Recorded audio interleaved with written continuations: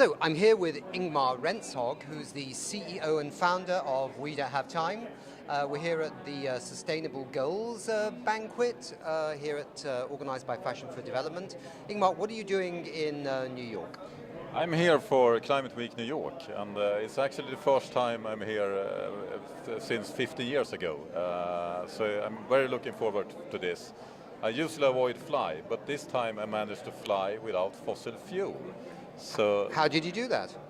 You can do that today. You can pay extra to the airline to replace the fuel with fossil-free. It just costs $500 extra. I mean, it's not perfect, but still I'm not funneling money to the fossil fuel industry. And therefore, for the first time since We Don't Have Time was founded, I'm here to visiting our US team on the ground here in the United States. That's fantastic. And we're here at this event, the Sustainable Goals Banquet, organized by Fashion for Development. What are you expecting to hear about this evening? I think it's amazing that the Fashion for Developing and what they're doing, trying to push sustainability and the agenda for the planet to the fashion industry. And it's not just about pushing the agenda to get the fashion industry themselves more sustainable. I mean, that's a no-brainer. We really need to do that, right? But what this Fashion for Development also trying to do is to get the fashion industry use the power of fashion to get more people on board. Because that is what fashion can do, right? They can create a feeling that people want to have this new clothes, etc. So can we use that knowledge for the climate? That could be an enormous, powerful ally in the climate movement. And for those that don't know what We Don't Have Time is, can you just give us a quick heads up about what it is and what it's trying to achieve? So We Don't Have Time, we are the world's largest climate solution network. So we gather everyone acting for change. It could be a business leader, it could be an activist, it could be a politician, it could be a scientist, it could be you or whoever that are working on solution and wants to solve the climate crisis more than just complaining about the situation. So we have all those creative minds doing things for the climate, and we have them to connect with each other. And when you do that, you get an enormous power out of it, because when two brilliant minds connect doing things, the outcome will be worth more than two, it will be worth three, etc. But we're not just doing that. What's also in our DNA is to do what we're doing now. We are broadcasting those things that are happening within closed doors, within the people that are involved in the climate solutions movement, and we get what's happening here out to the people not in the room, so that we get more people into the movement. Exactly. And just briefly, I mean, tell us a little bit. You're attending this event here, this is being broadcast out, but also there are some other things that we're up to as We Don't Have Time. There's a packed schedule, a little glimpse into that to get the audience excited about the next few days. Yes, so Climate Week New York, it's happening so many things here. You have about almost all the heads of states are gathering for the United Nations General Assembly. And you have so many events around sustainability and climate, and it's really hard to keep up. This is a big city. So what we are doing is that we are partnering with a lot of organizers like this, Fashion for Development, but also Global Clinton Initiative and a lot of others. So you can tune in and see the conversation around here in New York and keep up to date with what's happening without even going there. You don't need to fly here to hear what's going on here. So we are opening up what's happening in New York to everyone in New York and elsewhere, and that's part of our mission. And we've got two live broadcasts as well coming up from studios in Manhattan area. We've got people discussing how climate litigation is going. We've got climate and the arts. We're looking at digitalization and renewable energy. Many, many topics that we're covering with fantastic guests, many of whom are live here in New York. Yes, so if you want to watch this, tune in to We Don't Have Time, download the We Don't Have Time app if you want to know more, and don't miss anything we do. Super, great to see you. We'll see each other more, I believe. I think we shall, yeah. So what do we decide? decide to do? So now you're coming on. So we've got sustainable fashion in Cuba. Okay. I think you're doing this, but we'll do it together. Shall we do it together? Because we had a chat earlier. Come and stand in the middle of us here. Okay. So I think we're going to ask you who you are and where you're from. I'm Evan Elkowitz, and I'm from New York. I'm Evan Elkowitz. I'm a stylist and a filmmaker, and I'm from New York City. And are you or are you not in a partnership with Darren? No, I'm kidding. With that guy? We are taking this seriously. Oh yes. Yes. We're taking this very seriously. This. Are you really fashion I'm a fashion stylist. for Cuba? Okay. No, for regular people, celebrities. Okay. This is Yeah. practice. We're practicing. Are we practicing right now? Yeah. No, I think this is live right now. We are actually live. Yes, we are actually live. So this is now turning into a comedy show rather than a live show. I think we go again. Okay. Let's start All right. over. Thank you. Okay. So sorry about that. That was meant to be live, and it's not live now. But we are going to be live in 1 second. We're starting off again. Can you say who you are and where you're from? I'm Evan Elkowitz. I'm a fashion stylist and a filmmaker and a trip curator to Cuba. So, what brings you to Fashion for Development tonight? Well, I just produced my first film. Well, it's actually a film sizzle reel in Cuba. It's about Cuban culture and talent and creativity. And so that's why I'm here. I'm here to talk about my film, and I'm invited to sit with the Cuban ambassador. Fantastic. Yeah, I want to ask you. I mean, I saw the sizzle just earlier, so they have a short, and this will hopefully be transformed into a documentary series. And I was very impressed with the culinary, the food, the gastronomy, the cuisine. That was great. The great music. But you also met women there who are doing a lot on sustainable fashion. Tell us a little bit about that. Yes, so sustainability is basically the theme of Cuba, and it's basically the theme of Cuban fashion. I mean, as you can see, I'm wearing a Cuban bracelet. So sustainability is, I know it's super interesting and popular right now in the entire world, but Cuba is really the hub and the mother of all sustainability. And with all of their arts, with their culture, and especially with their fashion. So our film, we're going to hopefully do a documentary series, and one of our shows is going to be just on fashion and sustainability. Isn't that great? And tell her. I mean, you're passionate about fashion too, but sustainable fashion. I mean, yeah? clearly, as you can tell. It is. We really have to talk seriously about how to get the fashion industry to become a major transition sector. Mm-hmm. We see so much movement happening in food and agriculture, transportation, but we don't get to talk about fashion enough, and that's why there is groups like Fashion for Development that are hosting these kinds of events to draw attention to it. So what are you hoping comes out of this evening with all of these different key players in the space, and also all of those that are tuning in from around the world? What are you hoping is an outcome? Well, I hope that people will watch my sizzle. They can go to stylebyEvanFilms.com to watch pieces actually of our sizzle. We're in the middle of putting together our soundtrack, and hopefully we're going to raise funding to go back and film the entire series in February. And I just hope that they appreciate learning about what Cuba really is. It's about its people, and not about any rhetoric. It's about the people. And I hope that that's what comes out of the night. That's beautiful. Nick, you've been to Cuba, have you? Actually, I've never been to Cuba. I nearly went to Cuba. That was when Fidel Castro was running the country and the UN was there, and I just didn't make it, but I'm told that he made something like a 12-hour speech. So maybe that was something I was quite fortunate to miss. Who knows? Yeah. It'll be a long time. Well, we just wish you all the luck with Thank the you. film. We hope you get the funding to make the documentary series. Me too. I'm looking forward to all the bits of it, but I'm particularly looking forward to the sustainable fashion side. That's Thank really you. exciting. Thank you very much. Thank you. Amazing. Nice to meet you. Amazing work. Looking forward to seeing it. Me too. Thank you. Thank you. So, Nick, why don't we figure... Can I take a photo with you guys? Yeah, of course. Who's next up? So I think we should do one. We shouldn't do it like this. Yeah, It's no, too this isn't complicated. working. Where should I take a photo? Can we take a photo of Okay. Of course.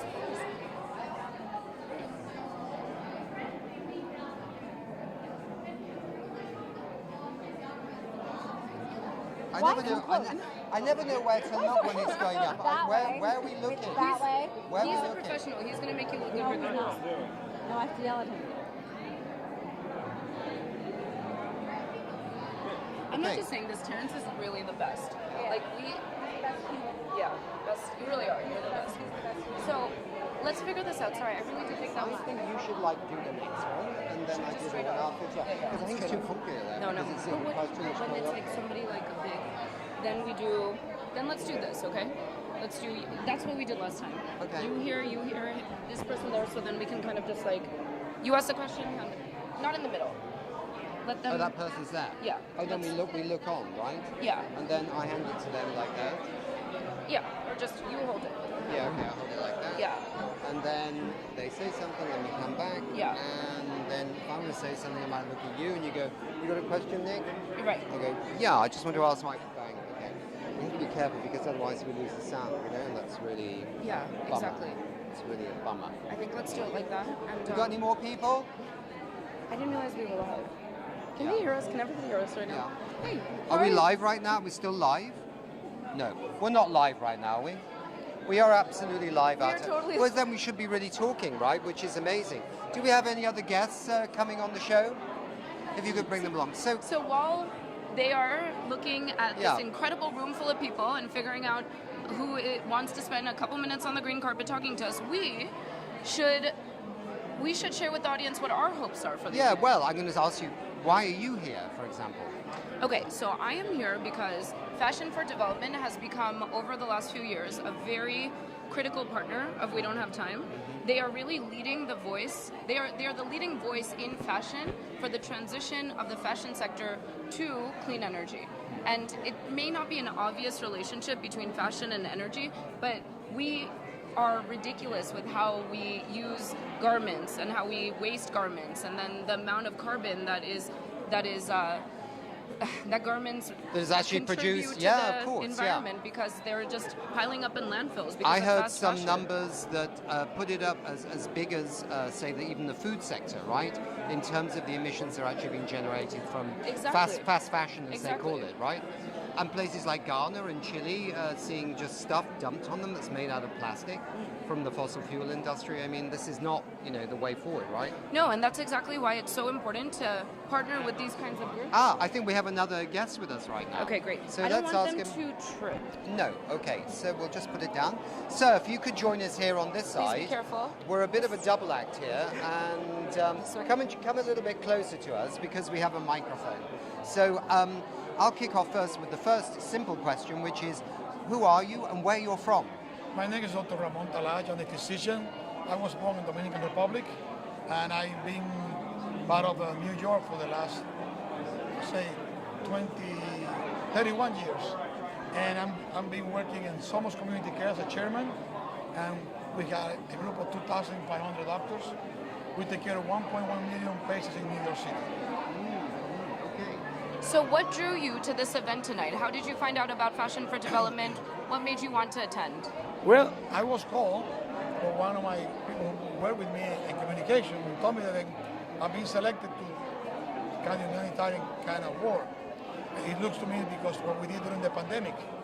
Some of community care, we were, I'll say, almost 3 million testing, couple of million vaccine, and also we give free food for almost 5 million ration ourselves from our own resources. And I was called and I said, I would have said with honor, but in the name of, we also lost 12 doctors working in the community. Then it's not. This is in the Dominican Republic, or is it in New York. We take care here 1.1 million patients in New York. For all people in poor neighborhood, all Medicaid or Medicare recipients. So this is in line with the Sustainable Development Goals, health and healthcare, food, nutrition, this sort of thing. Yes, well, you will see, Mayor Adam will be here today, and we were the ones who started getting this Farm Pure Food. We told him about the school. I worked with him in the inequity. What happened during the pandemic was clearly that what happened in our neighborhood wasn't happening somewhere else.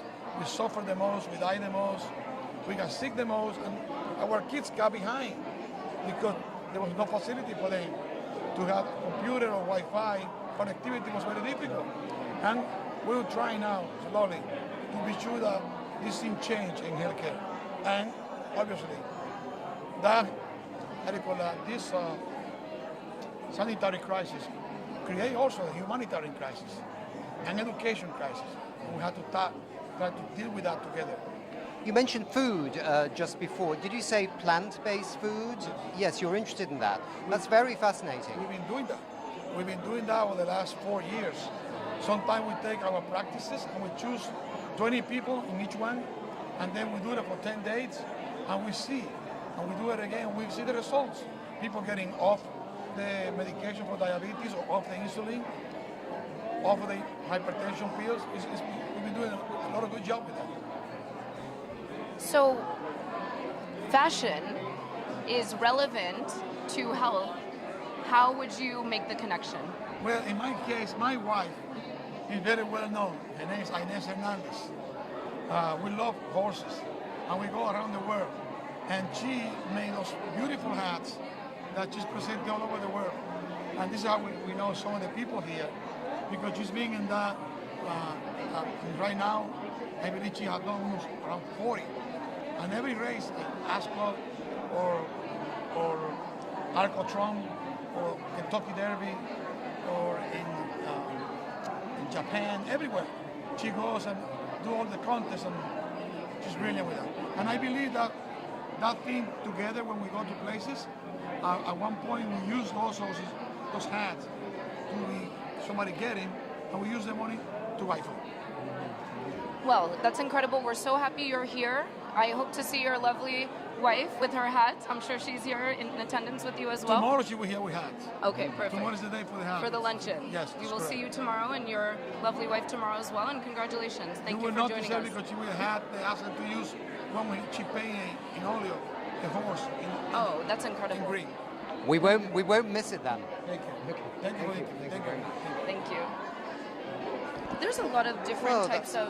There's a lot of different types of guests here. Yeah, very much so. And what was interesting was here's a gentleman here, a mature gentleman working in healthcare, and he's made the direct link between a plant-based diet Right. and health, and that's so cool that he's clearly seen that. I didn't quite pick up on what his business was, but I think it must be healthcare business, sanitary business. this Yes, sort of thing. no, that's exactly it. And the great thing about the Sustainable Development Goals is that they really focus in on what seems like different initiatives, but ultimately it all comes down to moving the world to be a better place. Well, Whether absolutely. we're talking about health and or actually, poverty. and the thing is, they're all interconnected. I mean, he talked first about vaccines and poverty and other things like that, and then he linked the environment, plant-based diets, reduced emissions, more sustainable agriculture, directly back to human health. Exactly. And he knows that, and maybe he doesn't really know the Sustainable Development Goals in huge surgical detail, but intuitively he knows that makes sense. And it's fashion that ultimately brings everyone together too. And that's to have conversations about health or climate, what draws people in. The one thing that we all, enjoy is expressing ourselves. You do it through music. Many of us do it through our clothing. And that can be what brings people in to start having these conversations about the bigger picture. Yeah. And being more conscious about the choices that you make and what you wear. And why is that even relevant? Why should we be conscious about it? Well, because the planet is warming and we have to do our part to contribute to turning the trajectory on that. So it's really, really creative to bring in all of these different dynamic people through the pull of fashion. Yeah, exactly. And people move at different speeds and different paces, and you have some really fast movers and maybe some people who are just actually starting to really internalize that some of these big challenges like the loss of species, climate change, water pollution, air pollution, they're just coming to this story, and we have to bring them along too. And they may not be the fastest movers right now, but they may become fast movers. Exactly. And that's why it's so important. Yeah. Exactly. Do we have anybody else here this evening? Well, Shutter? let's see who comes over, but It's very quiet right now, isn't it? Why don't Yeah. Why don't you come with me off camera for 1 second? Okay, I'll come with you off camera, even though we are live at this moment. Okay. We're coming back in a second.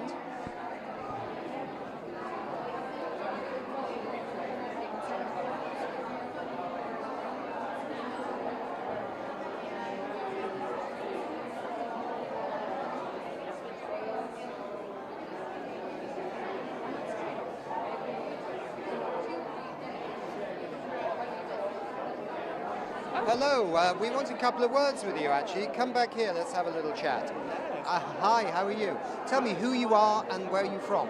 Yes, so my name is Jonathan Valdez, and I'm based in New York City, and I'm a content creator and influencer. Oh, wow, okay. And in what kind of areas are you passionate at the moment? Fashion and entertainment, so this is perfect. And mixed with some politics, who could ask for more? Does in your work and in your experience, do you find sustainable development, climate change, environment, do they now percolate into some of these areas that you're involved in? Yeah, I think that it's important, sustainability and climate change, because no matter what industry you're in, it affects what you're doing. Because, for example, an event like this can go on if, there were natural disasters happening. So I think that it's something that everyone should be keeping in mind and looking after, because it's important, because without the earth, where would we have these events? Well, without the earth, we have no life. So, so we wouldn't have any fashion, right? Yeah. I mean, it's interesting with the fashion story, because in the past, people really, it was all about style, right? And it still is about style. But there are more and more designers and more scrutiny, I think, from the global public on what is actually happening to their clothes, where they're made, where they end up. You've probably seen these big piles of plastic fast fashion in Chile and Ghana and things like that. Do you think that we need a big awakening now that we can do things better? Yeah, I think that there's no reason why companies shouldn't find better ways to source their materials and also make them. And also something that I've always believed in is just finding a way for the companies to donate the clothing after they're done, because there's so many people in the world that are in need, and I think that it's so important that there's resources there. Why not use them? So I just recently started, I made myself a promise that I would not buy one new piece of clothing for the next 2 years. So I've taught myself to repair clothes, right? And I sit there watching English soccer matches, doing my darning or doing like this. My girlfriend thinks I'm taking a little bit extreme, but actually it's quite fun. Yeah, I think that's amazing. And then also, do you feel your clothes fit better because you're tailoring them to yourself? They certainly feel cheaper than, I don't mean cheap in a nasty way. I just love the idea when you open the cupboard and you see all these t-shirts and things like that, and you think, why should I buy another one? You like them in the first place. Why can't you like them now if you repair them? I know. I think it's good to just repair what you have, because I like to find and buy pieces that I want to wear forever. So why not? Yeah. Well, you've got a very cool outfit on this evening.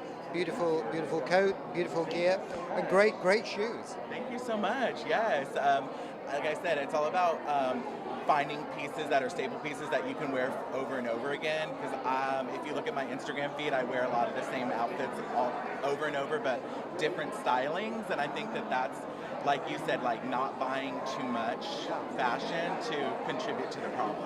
That's a really cool idea. Buy a certain group of different sort of clothes that can be used in different ways together. That's a really interesting way of carrying on with sustainability. Thanks a lot. Of course, thank you so much for having me, and enjoy your evening. All right, thank you. Careful with the wine. What was your name and what was My name is Nick. I'm with a TV station called We Don't Have Time, that's here. And we're broadcasting some live shows during New York Climate Week. We mainly focus on climate and sustainability, environment. And this is going out live right now from here. So you're just live on TV. Oh, amazing. Well, I'll follow them on Instagram and yeah, just follow We Don't Have Time and you'll see this this broadcast. Yeah, nice to meet you. Good night. Yeah, thanks a lot. Bye. Now then, do we have any other wonderful guests lined up? Let's see. Maybe...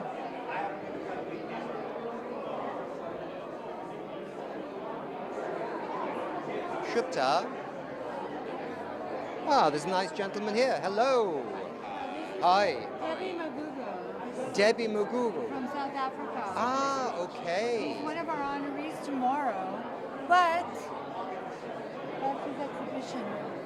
Okay, let's have a little quick chat. This is on live TV right now. Okay, amazing. That's amazing. So you're from South Africa. From South Africa, yes. Whereabouts? This morning, actually, from Johannesburg. Johannesburg. I've been to Johannesburg. I was there probably before you were born in 2002, and it was Umbeki that had the had the World Summit on Sustainable Development in 2002, so I was there for that, yeah. So tell us what you're doing here in New York. So I'm here with Fashion for Development, and tomorrow I accept the Franca Sozani Award for cultural preservation through the work that I do in fashion. Tell us a little bit more about what is cultural preservation. Sure. So being from South Africa, I'm privy to so much, so much incredible heritage, history, people, and culture, and that when I started my brand in 2016, I wanted to almost turn it into an encyclopedia, like a reference for people who want to get to know more about South Africa or Africa, only just need to look to the clothes. So the installation that I have here today in the back of the room actually are dedicated illustrations to each culture, the Zulu, the Xhosa, all the sort of various cultures that we have in South Africa, and sort of interpreting it as a print that we have on these dresses. And I feel like fashion is such a powerful way to preserve culture in that sense. Yes, we can look to like books and reams of paper, but I think fashion is also such a powerful, very intelligent way to capture people's stories and histories. So I lived in Kenya for 13 years because they have the headquarters for the UN Environment Programme, the Environment Agency of the UN. And of course, I got to know a lot of Kenyans, and the women with their kangas, again, where they have stories on the fabrics that they wrap around themselves or their babies. Is that the kind of storytelling that's also in the South African culture? I think in Africa in general, there's so many nuanced and intelligent stories that various creatives, whether it's in fashion design, photography, art, are using their sort of medium to document all that. And I think there's definitely a lot of sort of hand-worked fashions and hand-worked textiles that people on the continent do. And I think it's its own type of luxury in that sense, because whether it's African craft or sort of international luxury, they all use this idea of, being passed down from generation to generation, this idea of storytelling, and this idea of really having a touch of the hand. And sustainability. I mean, the fashion industry is under a lot of criticism in many, many sectors about fast fashion, the dumping of plastic-based fast fashion. In Ghana, for example, they have mountains of the stuff. Chile, other places too. Is that a passion that you're part of, do you think, to make clothes that will maybe last, or clothes that can be reused again rather than just dumped? Yeah, I think it's really important for clothes to have that ability to be passed on from generation to generation, and I think it goes back to what I was saying before, this idea that clothes that are imbued with a sense of story is a story that can be told over and over again. And it's so funny you mentioned that, because a past collection of mine was called Discard Studies, which actually looked at the issue of, the West sort of dumping a lot of clothes onto Africa, because it affects us in quite a few ways. So that's something to definitely speak up about. Good. Well, thank you for being with us. Say your name again. My name is Tebe Magugu. Tebe Magugu. Yes. Thank you so much for having me. Thank you. That was a fantastic conversation you just had. Let's welcome our next guest onto the green carpet.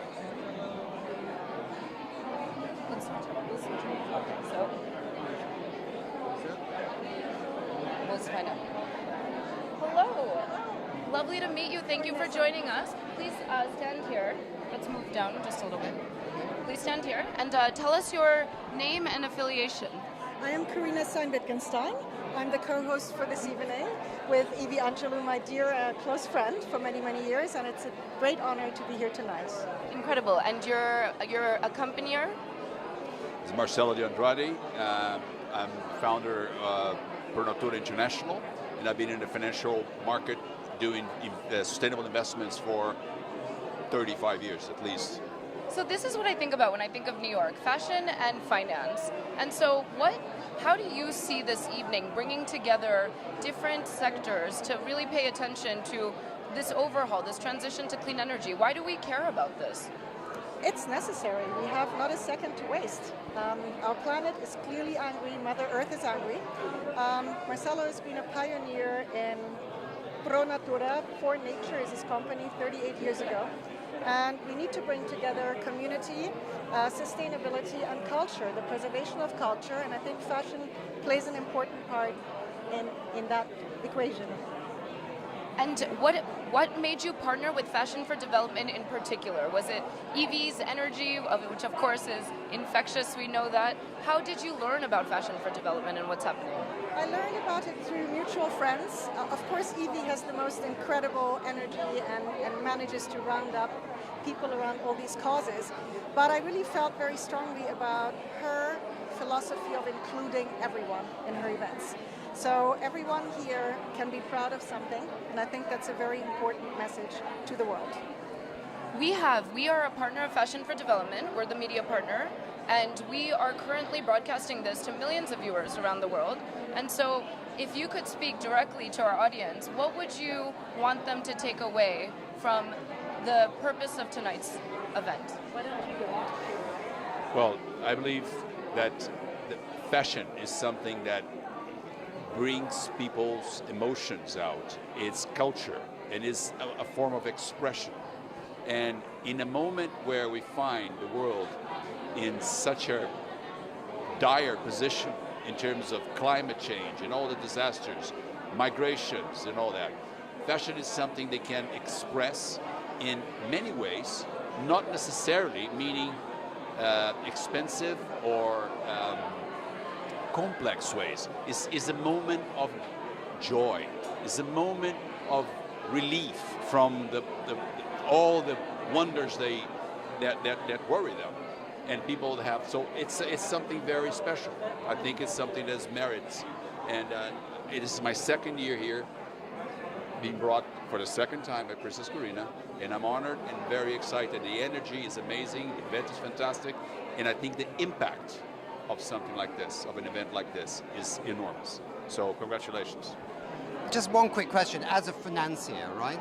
So people talk about fast fashion, they talk about cheap clothes. Is it that the price signal is wrong into the market about what we should be buying? If you were the financier of a fashion house, how would you make it sustainable financially so it did the right thing for sustainability? I think there's a wrong price signal about fashion.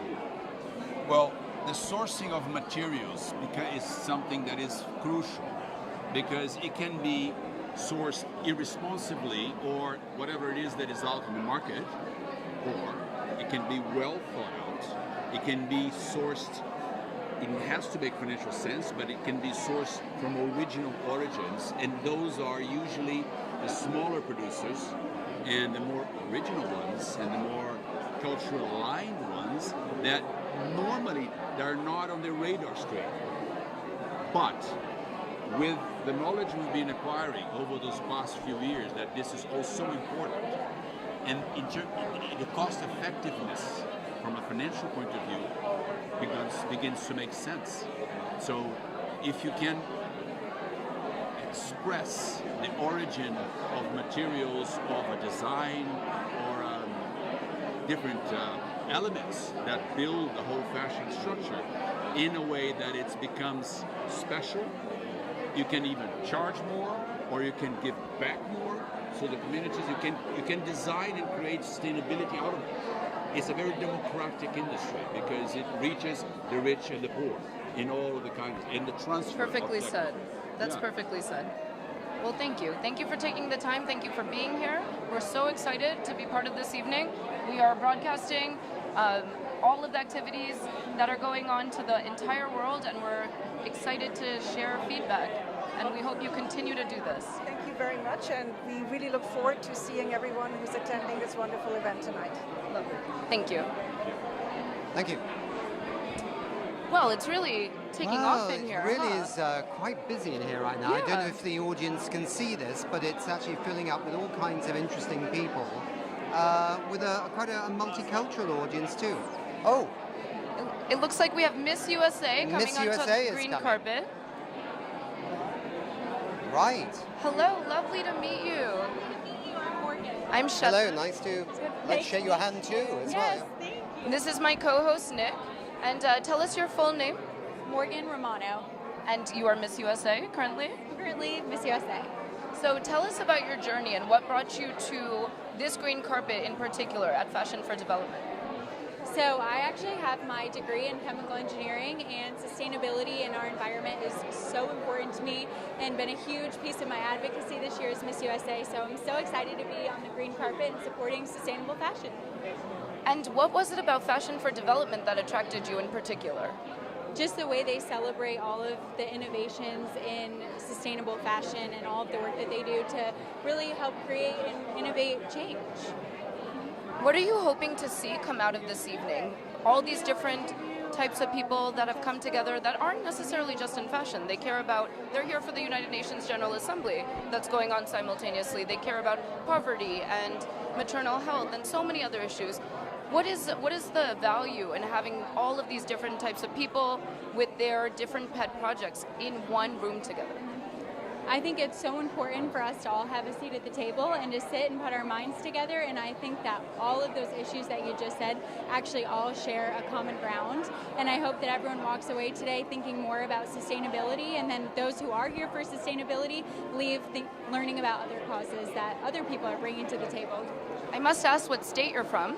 North Carolina. North Carolina, and so North Carolina has the islands, the barrier islands, which are beautiful, absolutely beautiful. And it's one of the vulnerable locations in the United States to the impacts of climate change. And so as an organization that is about accelerating solutions to the climate crisis, and as a native of North Carolina, I imagine you're hoping to see some of those solutions become reality so we can protect and preserve so many of our valuable treasured locations in the U.S. Yes, absolutely. I actually did not even know those were in North Carolina, so I will have to go research that and look into that because that sounds like amazing work that we need to continue doing. Please keep doing what you're doing, and thank you for being such an advocate for the development goals for your state and generally for bridging the gap between fashion, beauty, and all of the things that will make society a little bit better for the next generation. Absolutely. Thank you so much. Thank you, Morgan. Thank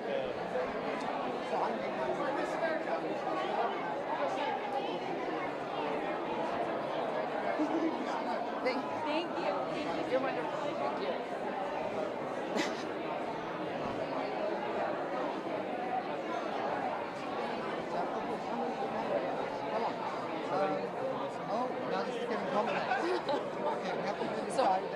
Yes, go ahead. Go ahead. You go. Okay, stand with me here. So I'm very delighted to have with me tonight a wonderful gentleman. If you could say who you are and where you're from. Yeah, my name is Francesco Carozzini and I'm from Italy. So I understand that you're a photographer, a filmmaker, and also you now stepped into the health area. This seems very interesting. Why? So my mother, who was the editor-in-chief of Italian Vogue for 29 years almost when she died of a rare disease, and I just, I felt helpless, and I wanted to do something that would honor her legacy and help people prevent disease. And so I started the Franco Sozzani Fund for Preventive Genomics at Harvard Medical with Robert Green, who is an amazing geneticist and a scientist. Yes, we just saw him a couple of moments ago. Yes, exactly. And we're trying to promote preventive medicine, which is and genetic, preventive medicine, which is still an area that people don't know much about, but we can prevent a lot, and we can do a lot for people. It's very interesting you talk about that, because I think I mentioned to you that we don't have time, who I work for, we're very interested in the environment and stuff. I think there's clearly some links between environment and or a bad environment, or highly processed foods, for example, that come off the back of unsustainable agriculture that are causing a lot of disease in the world. Now, maybe this is not the genetic answer, this is more about a healthy diet. And everything is genetic, There's nurture and there's nature. There's, luck and having a good genetic makeup and not having certain predispositions, but there's also, as you say, there's asbestos in places we don't know. So my mother died of a disease that is actually connected to asbestos, but we didn't find asbestos anywhere. So we gotta just study, and we gotta, keep researching and promoting research. I think right now it's the most important thing. I have to say, hats off, by the way, to Italy, because from my world of the environment, it's the only country in the world that actually brought in environmental education into the curriculum. Yep. And so Italy is quite progressive on many fronts. And who just banned, genetically modified foods now. So it's they're doing some things right. Yeah. Absolutely. Thank you so much for being with us this evening. Best of luck with your work. Okay, thank you.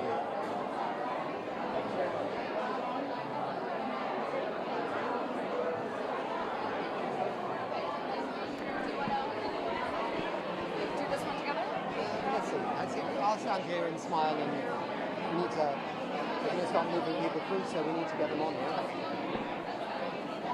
Yes, we need to get the next guest. Hello, welcome. Thank you for joining us on the Green Carpet. Please tell our audience your name and affiliation. My name is Inez Hernandez. I'm Dr. Ramon Talach, who is one of the honorees tonight from Somos Community Care for the job that he did during the pandemic, the COVID pandemic during 2020.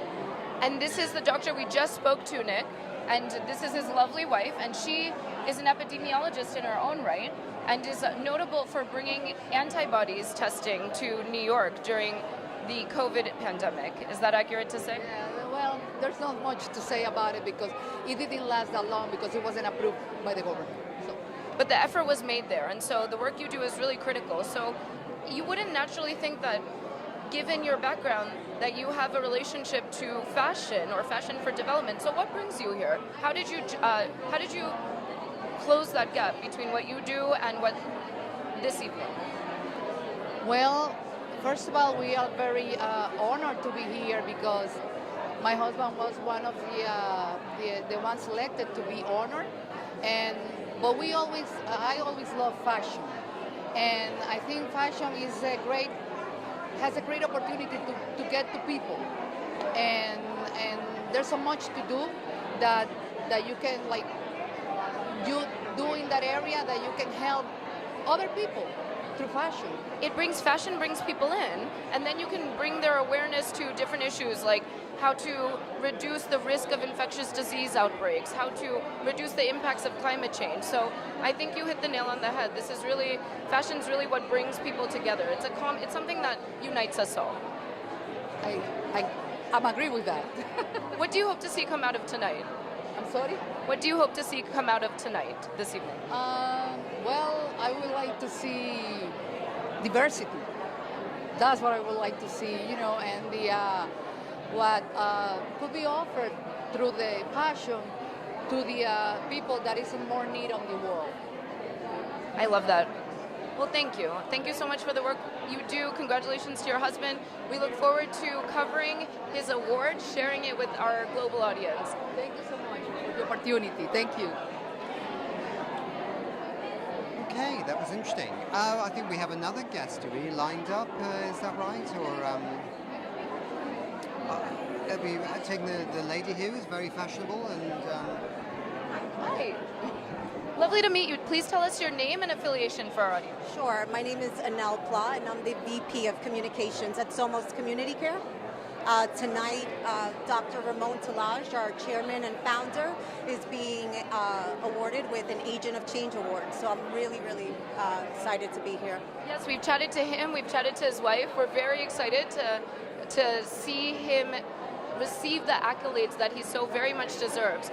What are you hoping and what is he hoping to come out of this evening? I think it's just really getting the message across that, social determinants of health impacts everyone, the environment, health, our communities, and more needs to be done, in order to make sure we live in an equitable world when it comes to health care, and it just comes to everyone receiving access to medical treatments and services, and really just a lot of good collaborations and a better future for everyone. I love that, and I think you hit the nail on the head. It's about diversity. It's about equity. As we think about turning as humanity, as we think about what the future is going to look like, as we build a world that is run on clean energy and not dirty fossil fuels, can we usher in a future that is more equitable, that is more just, that's more fair to all? I think that is truly something that we can get excited about, is how do we revamp society and create something even more fair than anything we've had before? So thank you for the work you do. No, definitely. 2,500 doctors serve 1 million patients in immigrant communities, low-income communities. I mean, everybody has the same opportunities. Hopefully that's what we want to see in the next couple years. So, thank you. You look fabulous. We are at Fashion for Development, and we can't ignore ultimately why we're here. It's the fashion. Thank you. Thank you. All right. Somebody we know, actually. Somebody we've seen before. Hello. I don't know who this imposter is. Where's my friend and colleague, Angela? Hi. Nice to be here again. So much fun.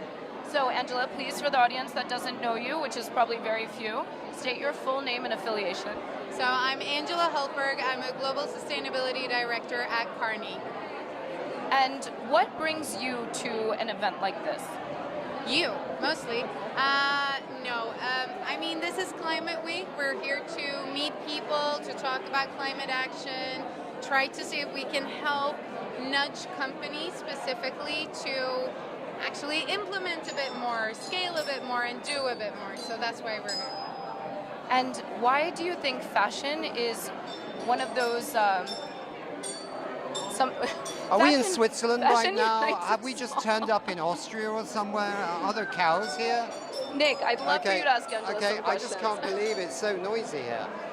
But let me just ask you a question. So it's very interesting. I mean, you're a fantastic expert on sustainable transport. We're heading now from here in New York to COP28 in the United Arab Emirates. How do you feel it's going with transport at the moment? I mean, I'm quite optimistic. I know, all the sustainability people are supposed to be doom and gloom all the time, but the thing is, adoption is actually exponential, right? And when we went from 0.1% electric vehicles to 0.2, nobody cares. 0.4, nobody cares. 0.8, still nobody cares. But it's growing, and it really is. And we have the technology in place. We see the OEMs really starting to invest heavily in this. Demand signals are there. And now we also see government and the European Union, some of the states in the US also using legislation as a means. So I'm actually kind of optimistic. I think we'll see some major changes in the years to come.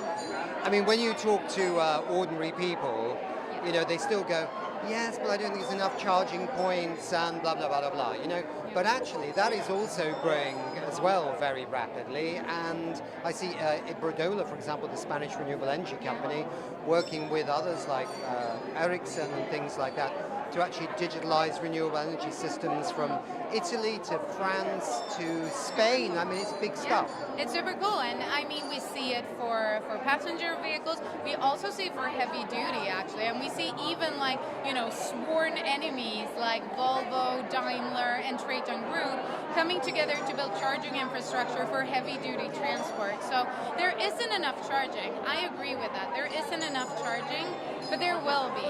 And we're working, and I know range anxiety is the #1 reason why people don't buy an electric car. That and cost, but really, you can probably do what you need to do with your car with just a charger at home.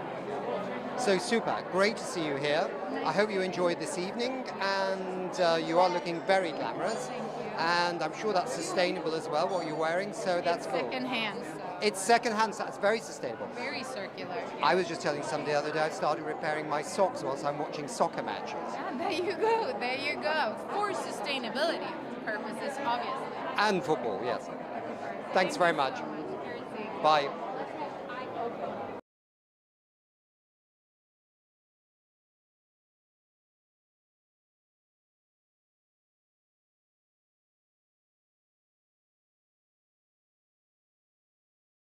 Wow. And are you based in New York? We are based in New York.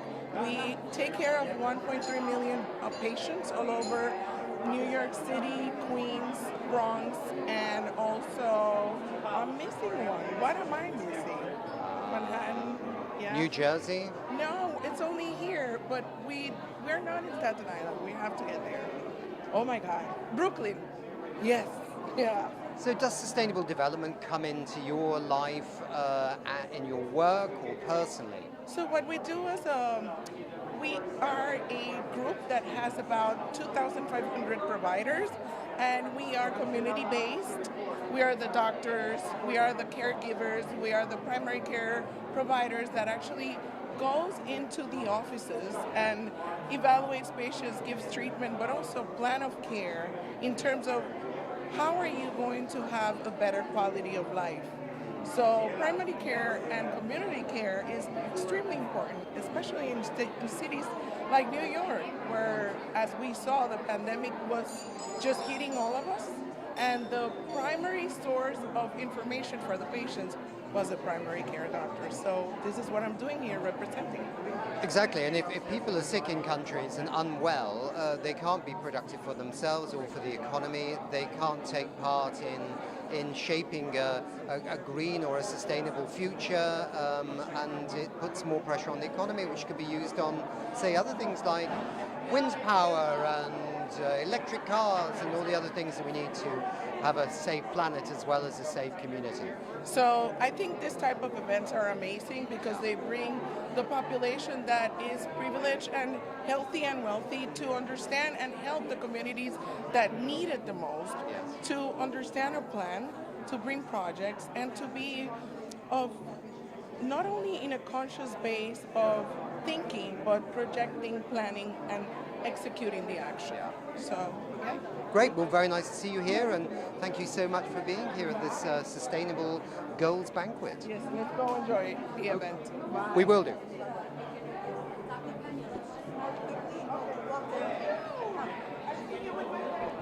There's so many people here this evening. Yes, all right, please, come on. This lady's smiling here with a... Now we can tuck in the corner though, can't we? We've got the cameras here, so come and join me over here. Sure. So I'm going to first ask you who you are and where you're from. Dr. Robert Green from Harvard Medical School in Boston. Super. I had a cousin. I still have a cousin that lives in Boston, but he didn't do medicine. He did. He looked after Jackie Kennedy clothes collection and other things there. Most people are fashion here, I presume. I think that most Not people medicine. are fashion here. Yeah. Okay. Well, your medicine, and I'm climate and environment. So we're both, but we're connected. And fashion is trying to have an impact on both, I gather. So what is your area of specialization, and what are you actually doing? So what I'm trying to do is create a world where everyone in this room knows their genetic destiny and can avoid illness rather than waiting for it to strike them and then trying to treat it. So you'll hear for tonight from Bianca Balti how she anticipated and prevented her own death by knowing some of the genetic risk that she was carrying. And that's really the question, I think, for everybody is, shouldn't we want to know this? Shouldn't your doctor be asking you to know this? Let me ask you, I mean, there is a link between environment and health, of course, and obviously if we've got a polluted environment or unhealthy food that's highly processed, for example, is there a relationship between your work that can also advise people what they should be doing better with their lives, including in terms of environmental inputs? There is. There are all these parameters that influence your ability to get sick and stay well and your lifespan. And genetics is one of them, environment is another, and the interaction between your genetics and the environment. Now, we don't understand it all yet, but the rate of learning in the medical schools that your tax dollars it supports from NIH is incredible. So there's more and more happening out there. Right now, at the very least, everyone should know if they are at risk for cancer or heart disease, and we could tell you that today. But you're also, in a sense, on the preventive front, aren't you? That's right. In fact, the study that I'm best known for is called Baby-Seq, which is sequencing healthy newborn babies for their DNA in order to anticipate an entire blueprint of health or disease for their entire life. So that's, if you've got children or you know people who have children, this is the future. I have a lot of doctors in my family, so I am familiar with some of these subjects. Great. Thank you so much for being with us this evening.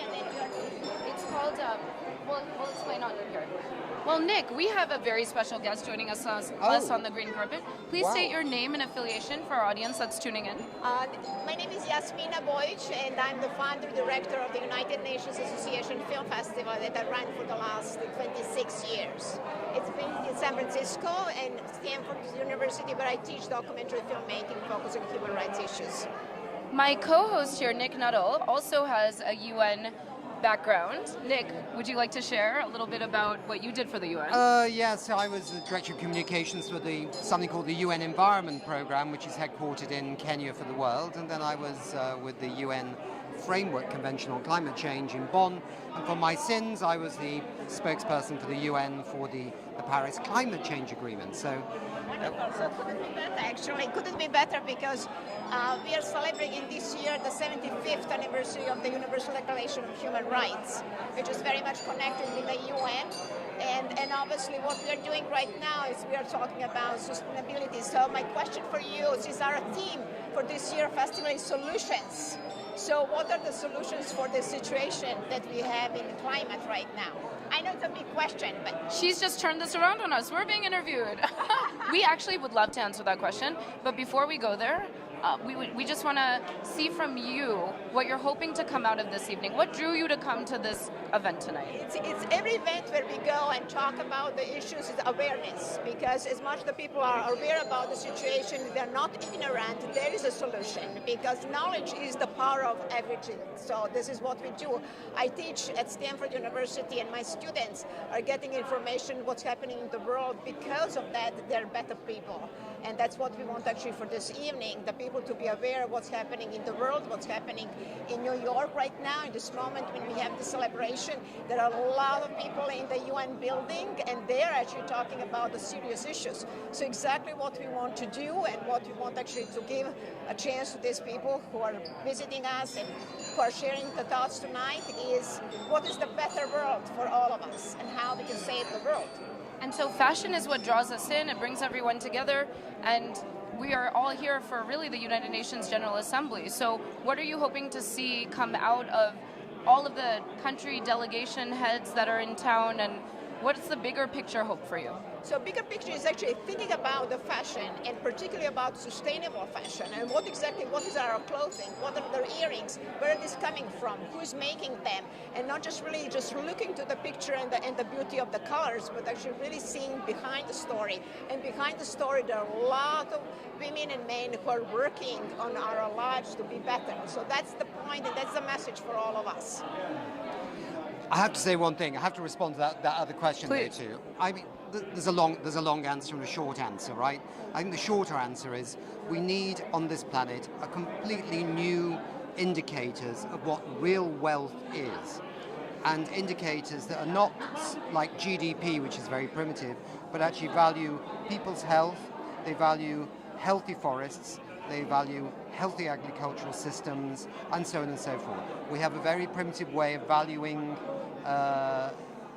wealth in the world. It's very silent on the things that really matter. That's a great prescription for giving our earth health. That's a great thing. Why not? I think this would be actually a great banner. Give our planet health. Yes. That's a nice if I one. was a student again, and I have no desire to go back to that time in my life, I would love to have you as a professor. So thank you so much. We'll definitely take you in my class anytime. I will have to come in for one class for sure. Well, thank you very much for everything that you do, and have an incredible evening tonight. Thank you, and I would like also to thank so much to Evie from the Humankind Institute and Lola, who are actually inspiration for this event. So thank you to all. Thank you, Yasmina. Thank you, guys. Yeah, of course. So we have a few more that we should hear some remarks from. Was there a senior mayor coming that we thought And we do might have see? the mayor of New York City, so stay tuned. Those of you that are watching live from wherever you are in the world, we should be expecting Eric Adams on the green carpet shortly. In the meantime, let's bring on Luca and Ruben. Please join Luca us. and Ruben at the same time. at the same time. We might want to reorganize this, because then if we have those two in the middle, we can take. You can take one side and I'll take the other. Okay, join us, please. Why don't you Come in the middle here. Yes. Come on down. It's like a game show. Careful, no tripping allowed. We don't have insurance. Okay, so nobody was supposed to hear that. That went on longer than intended. So lovely to see you both. Tell us a little bit about first state your name and affiliation for our audience. My name is Rupin. I'm the CMO and venture partner for Unaterra. Okay. And I'm Luca Zerbini. I'm the CEO and co-founder of Unaterra Venture Capital Fund. And what brings you to this Fashion for Development Gala this evening? Let's start with you. Well, we're here because we are everything that is related to impact, and here is a great opportunity to be also investing in areas where fashion circularity is a big topic, and so that's great for us to be here and also contribute to the cause as well. And do you agree with that? Yes, I do, because I think one of the largest contributors has been fast fashion, and the amount of fabrics, the amount of microplastics that are left in the ocean, the amount of wastage is something we can all live without having to sacrifice on what we wear and how it makes us feel. So I think that this evening is a great testament to we can all look great, but it cannot come at the cost of the planet. Exactly, and it's something that everybody, engages with every day. You pick out your outfit, you express yourself, and so it really brings people together.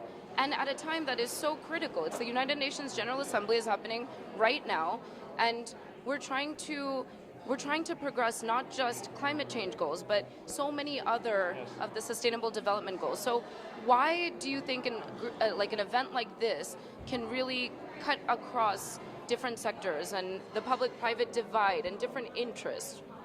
Yeah, look, I think we are very strong proponent of radical collaboration, so we believe that is fundamental that there is a combination of ecosystem across investors that can provide catalytic capital to start investing in areas where we can really do a transition, but also philanthropies can help, also non-governmental organization, and of course government and corporations. So the idea of being in a place like this where, as you're saying, you can cross public and private divide is a unique opportunity to create bridges to other organizations that can make a difference. I feel like I'm in school here. I feel like I'm going, Miss, can I ask a question, Miss? And Dr. Nick. Yeah. I just want to talk about the finance thing here as well, Yes. because 2022 last year was quite a shock for the finance industry. The Economist had a go at it, ESG, a lot of people brought out reports out of London and other places on finance houses having it both ways. Being green on one side, but still investing in the fossil fuels on the other side. And of course, in the UN system, they always used to talk about $32 trillion of, assets under management are directed now into the green space. And you always ask the question, well, can you show me where it's being spent? And, so what do you think is the journey that finance is on now? Is it organizations like yourselves or companies like yourselves that are leading the pack and the others will have to follow? Or do you sense that there is a sea change coming? Well, look, I think I want to hope that there is a sea change coming, but to be honest, out of the 35 trillion that you were talking about, there is only about 1 trillion that is really true impact investing. Everything else is ESG, which just means we're following the tick the box exercise, whatever regulation that we're following, but it's not really transitioning the entire economy to a new state. And I think what we're really trying to do here is to show that there is a way to do that, investing in innovation that can really transform solutions that are not sustainable today into more sustainable ones. And I believe that by showing the way also in terms of collaboration, we're going to find that there is a real transition that is going to happen. And this, we need to be positive in the moment to really see this transition. I mean, the European Union right now seems to be, I've seen more directives coming out of there on green issues in the last couple of years than we ever dreamt of, right? Yeah. It's like going to a wedding and the confetti falling, right? I see the latest one is this Corporate Sustainability Reporting Directive, which is many companies going, oh my God, how do we actually deal with this? But I mean, that could maybe be a beneficial thing if it's not a box ticking operation, as you say. Yeah, I think this one is a really important one. I'm working also, apart from what we do in our fund, with a number of very large funds in private equity like Advent, KKR, Bain, etc. They're all actually transitioning each portfolio company into CSRD, and I think is helping them creating a real plan for value creation, not just for risk management as it was before. So it's not anymore about an exercise of, oh, I need to do it because there is a regulation, but they see really the value of creating solutions that are interesting for customers that see that as an important step. So I think CSRD, but also the others, like the All Green Deal, like the packaging and packaging waste regulation, the anti-greenwashing directive. The anti-greenwashing directive. I think the European Union is really trying to lead in this space to show that there is like real value creation. And we are working, for instance, we have one of the key partnerships we have is with Climate Kick, which is the largest accelerator in Europe. It's funded by the emissions trading scheme in the EU, isn't Correct. it? It's funded by the European Union for more than 13 years now, and they have invested over 6 billion already in companies to start them. So one of our partners that can really be a transformational leader in that sense, and is telling us that the European Union is really trying to lead the pack. And I think the US now is started with the IRA, but I think it's a lot more than just climate change. To your point, is also biodiversity loss, is nature restoration. So we need to make sure that we cover all the SDGs and not just the one that we are all focusing on. Sorry, I've just dominated this, man. Is there anything you wanted to say on this? No, I think we have to acknowledge that we're fighting a systemic creation, and therefore the change will need to be systemic. So not just financial capital, governments, private companies, individuals, consumers, all of us will need to choose what kind of future do we want. And unless all of us push and prod each other to move away from the current, because there's only one way the current system is going. Yeah. Okay, and it's not something I want to tell my children about. But there's actually, if you look at the numbers of companies, the actual companies that are causing the most damage in the planet, you can list them, and you can put them in a shoebox. You know exactly which ones are really the laggards and are keeping back the transformation. But and that's one of the changes we see. Financial capital has governed a lot of these decisions of the companies you want to put in the shoebox, right? Because we've been looking at the world with financial capital and a financial return, and somewhere we've forgotten the concept of human capital, of planetary capital, of manufactured capital. And unless we start measuring success as a combination of all of these capitals and the return we generate, that shoebox has an ability to do us more damage than we can ever dream about. We need to go beyond GDP. I feel like I've heard somebody say... Totally, yes. I heard somebody saying that earlier. Sorry. Look, the basic fallacy of the GDP is that a living tree does not have any value, but a dead tree does. And whilst it is the best system, while it is the best system governments have had so far, I think moving to well-being for all, where each of these capitals play a role and prosperity is created across people, planet, and financial prosperity, GDP is something we shouldn't be living with. But it's so primitive. It's so primitive. Yeah. Anyway, I've dominated this now, but it was so exciting. Well, what I would just say is, it's individuals like you that aren't necessarily connected to fashion, obviously. Oh, still. You mean? Sorry. Come on. I'm Italian. Oh, that's true. That's true. Italians have it in their blood. That's fair. That's fair enough. But for you to show up during the United Nations General Assembly to an event that is celebrating fashion and using that as the bridge to the larger SDG goals, I think that is really sending a signal to the wider spectrum of actors in this space. And we need that type of radical collaboration to accelerate the solutions to the climate crisis. So this is just an appreciation comment. Thank you for being here, and thank you for bringing in different audiences to something that is, it's fun, but there's a serious undertone here as well. And it's a Jane Goodall quote, right? Each one of us has the ability to use our superpower for a better world, or not at all. So, I mean, I'm commenting on his fashion sense, and therefore deluding myself. No, the one thing that I will follow on this is that we do believe fashion is so important that our next investment actually is in a company that does circular economy in fashion. Nice. So it's going to You be heard very it here. interesting. For those of Is you it that tuning one? in, Is it the one in Sweden? No. No more information till we're ready to make it. But we will announce it soon. Yes.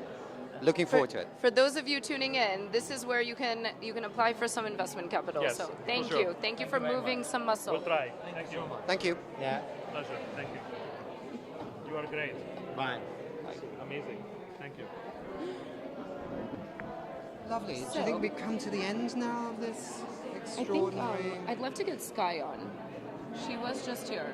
Which one's Sky? Sky is we interviewed her last year. She's wonderful. Well, if you want to interview her, let's ask this lady here.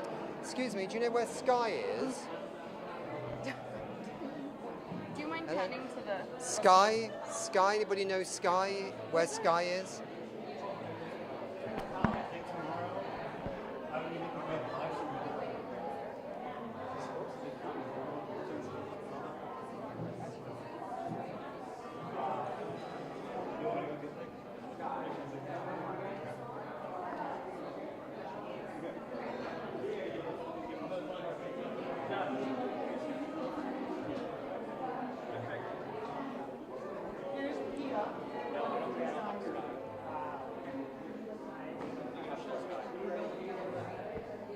So I think Shutta.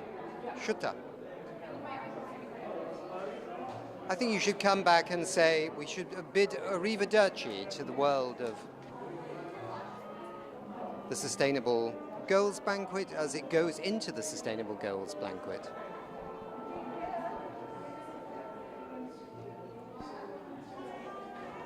Some lovely music there in the background. I almost feel I could sing along to this. Could it be Frank Sinatra? Ah, right. I'm going to let you handle this. So, joining me on the green carpet is my beautiful friend Sky. Sky, so good to see you. How are you? Hi, it's nice to see you again. So we interviewed you last year at the Fashion for Development Gala 2022. What have you seen in this year in terms of progress towards the Sustainable Development Goals? I think the Fashion Act is like the biggest thing towards sustainability. I'm really looking forward to the things that people are doing. I feel like the people are more involved now than they were ever before because they're seeing the effects of climate change, and I think it's causing people to like actually want to take part. So that's amazing, and you have been such an advocate for it as a fashion model, and in this space, we need more voices like yours, ones that are unexpected or not necessarily part of the obvious climate movement. So to bring in influencers and models, entertainers, musicians, this is something that I will say I've noticed really uptick since we last spoke. Why do you see this trend happening? Do you see more of your friends and network coming and joining their voices to the advocacy work in climate? You know, that's actually something that I've really noticed, particularly with nonprofits like Global Citizen, where they actually are raising funding through their concerts and through celebrities and artists and people that have a voice to so many different people, and I think it's really rallying the public in on the cause. So. What are you hoping comes out of this evening, the rest of this week? What do you look forward to going into the end of 2023, especially as parties gather again for the United Nations in Dubai for COP28? You know, I honestly think that right now I'm wearing completely sustainable clothes, and I think that a lot of people are switching over to eco-friendly lines, and I see more and more companies really just switching over, and I think that each quarter you can kind of tell that companies are seeing the benefits of sustainable fashion and being able to actually transition to renewable resources and really being able to like help the climate versus hurt it. So I appreciate you so much. I appreciate what you stand for. You look absolutely stunning, and thank you for continuing to be a strong advocate for so many social good issues that we draw in audiences through fashion and then we can direct them towards. And you have excelled in that. Thank you, friend. Thank you, and you too. I've been watching you for a while, and I'm like, everything you do, I'm like It's amazing. Mutual. The feeling is very mutual. Thanks, Guy.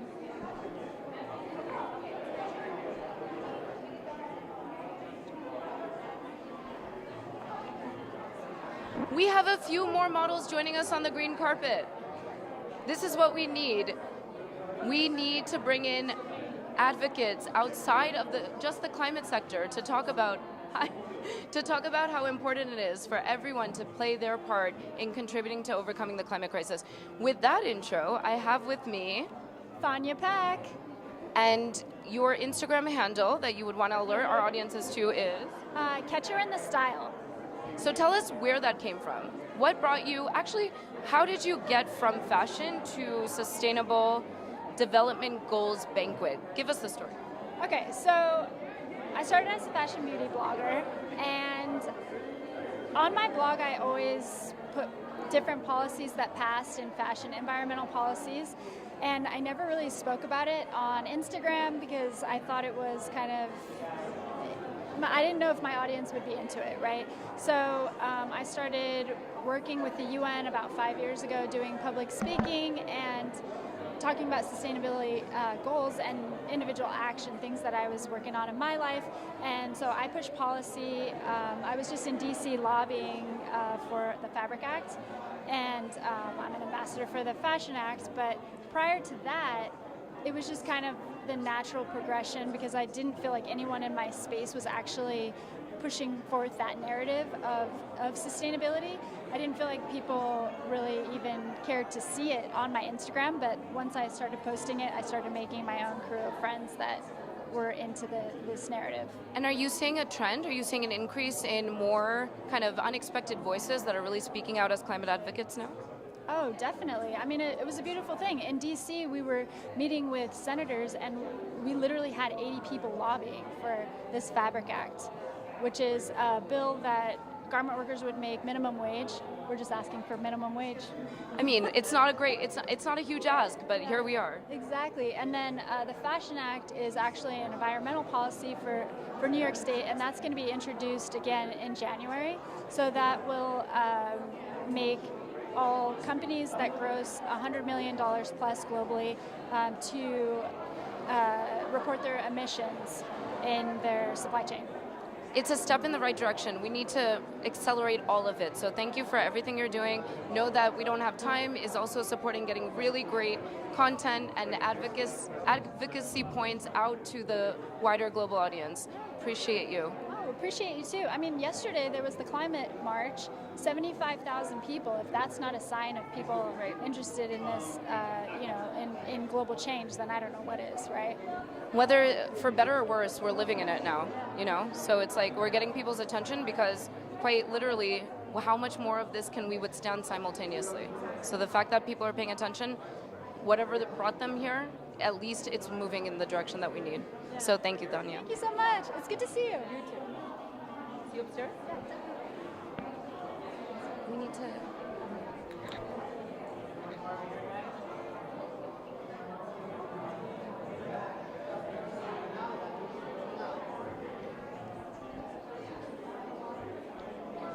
Okay. Let's grab that. Sorry, this is not the safest.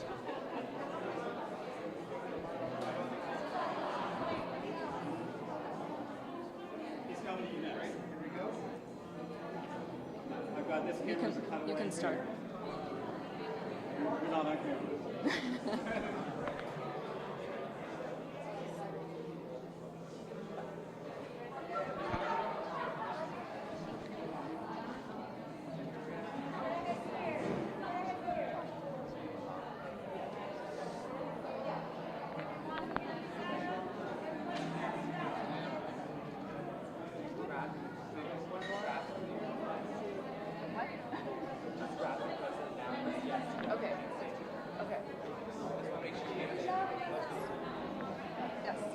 Come. Hello.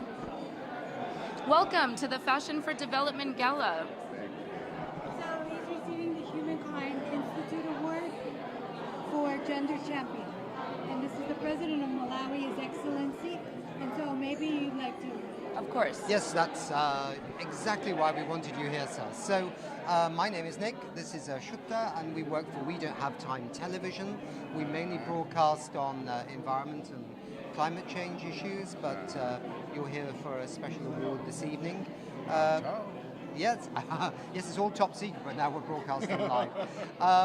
But are you also attending the UN General Assembly too? Yes, that's basically why we came. And what is the main focus then of Malawi at the UN General Assembly? We want to highlight the fact that the Sustainable Development Goals, which are on track but delayed as a result of so many shocks, and so the pandemic and other things, and how that nations can work together in order for all of us to prosper together. In your own country, I lived in Kenya, which isn't really next door, but I used to work for the UN Environment Program, which is headquartered in Nairobi. Yeah. And there you could see very visible signs, even 10 years ago, on the impacts of climate change on the agricultural systems, a lot of nomadic pastoralists losing cattle in large numbers. Are you sensing that this is building in your own country? Yes, in fact, we have experienced a number of climate change shocks. Madagascar, Malawi, Mozambique, we've been kind of on the alley of cyclones. And this year we experienced Cyclone Freddy, the worst that we have ever had in our country, were killed, and 2.6 million people affected, 500,000 plus people displaced, a lot of agricultural farm, land was washed away, whole villages washed away, infrastructure development just destroyed, just like that. And so now we are at the center of these shocks. And so that was just this year, but we hadn't even recovered from last year's cyclones and the previous year's cyclones, and so it's like we know what we experienced. We know that these impacts are going to pick up in frequency and intensity, Absolutely. So we have to act now because we don't have time. So that's how we need to act, and we need to act in a way that we build resilience. We need to do it in a way that we're aware that these things will be more and more, and the intensity more and more. But the resilience and the spirit of the people is what gives hope. And as nations all over the world experiencing such shocks like we have seen in North Africa, this Malawi, and have funding to cope for maybe a while. If nobody does anything, of course, nobody will be able to cope. But Africa needs more support, does it not, for the resilience, the adaptation, the renewable energy, all the things that would help for sure. The fact is, most of the vulnerable nations have caused the least in terms of the effects that have brought about this kind of climate, change shocks. Yeah. But when you talk about, climate financing and adaptation, mitigation, even loss and damage, everyone needs to know that this is not about charity in terms of developed nations that have caused most of these things to happen. It's a matter of climate justice, and that's why we all need to say, hey, this is one world, and if we don't take care of it together we can miss out. There's nothing left for any of us. The time is now to protect it, so we have a future. That's right. So we look forward to seeing you at COP28 as well. Well, thank you. And what are you hoping to see come out of COP? This is COP28. Oh. Wonderful. Well, we will be broadcasting live throughout COP28. So if we can get perhaps your contacts from some of the people here. We might be able to invite you through your delegation from your assistants to possibly come on our live show and tell us how things are going. Well, we can cross that bridge then. So. Okay. Thank you. Thank you. Thank you, madam. And congratulations.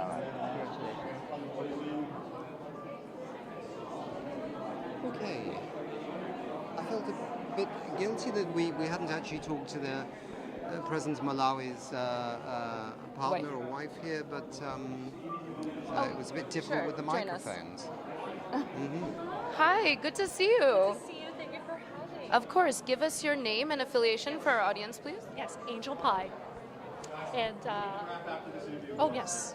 Yes, I am the jewelry, this is my company, Illumin Designs, where I hand make every piece, and I'm part of the Design for Unity. It's part of the UNSDG event that launched on Peace Day.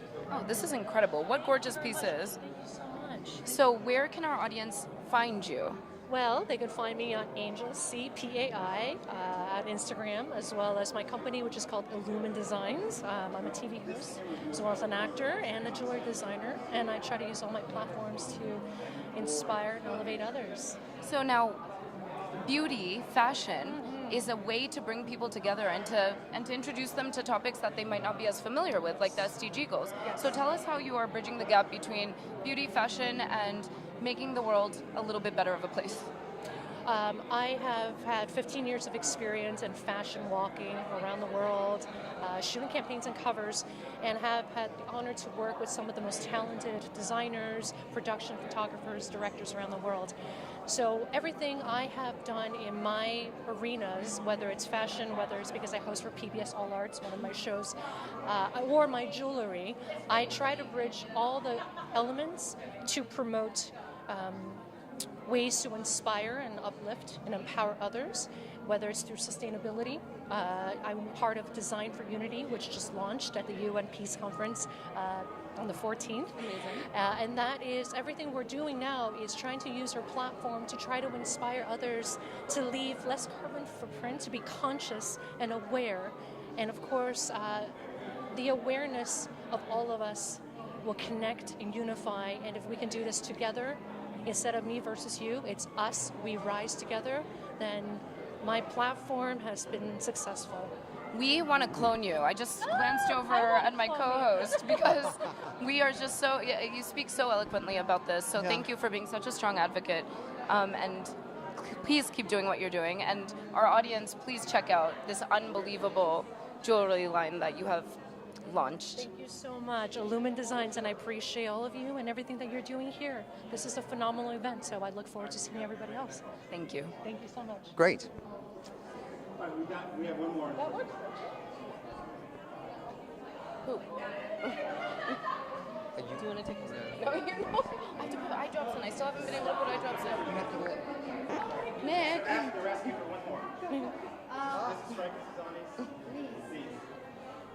Who? Sorry, I'm sorry. Oh. Okay, no, but what we need you to do is to the camera say your name, where you're from. Okay. There. Okay. The interesting, creative, and dynamic young man from South Africa, from Johannesburg. And why have you chosen him for this prize? Well, actually, I do think that Tebe is a very talented designer, and I've been knowing him since 6 or 7 years at the starting point. And what really made him special, is the fact that the craftsmanship and artisanship of Africa, he brought it in an international scene and always empowering women, which I think is fundamental, and this is a little bit the purpose of why we're here. And so I think he's a great example for the new generation. We also, we don't have Time TV, who I work for. We're also passionate about sustainability, environment, and climate change. And this young man from South Africa, this designer, he said that he also thought it was very important. He wanted to work much more with this through his work and sensitize others to these challenges too. It's fundamental, and thank you for asking. I always use the word responsibility because I think it's ethics, social, community, planet, and I think responsibility is right now fundamental. I work in the fashion industry since 30 years, but what Tebe has is the responsibility of giving a vision and messages for the future, And this is what he does through his collections, which is obviously at the end, we are talking about clothes, but then when you get to see them, there are messages and there are reasons why he's doing this. So I think this is important. He tells stories, he weaves stories, and in a sense, let's hope that in the future he's weaving positive stories about the fact we did save our planet, rather than the negative stories that we didn't.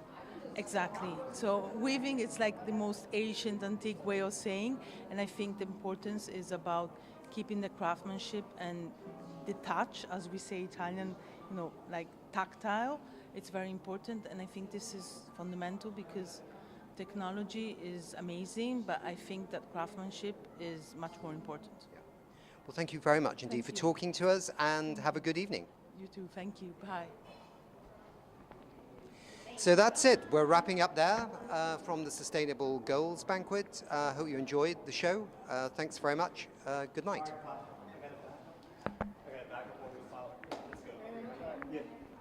No matter.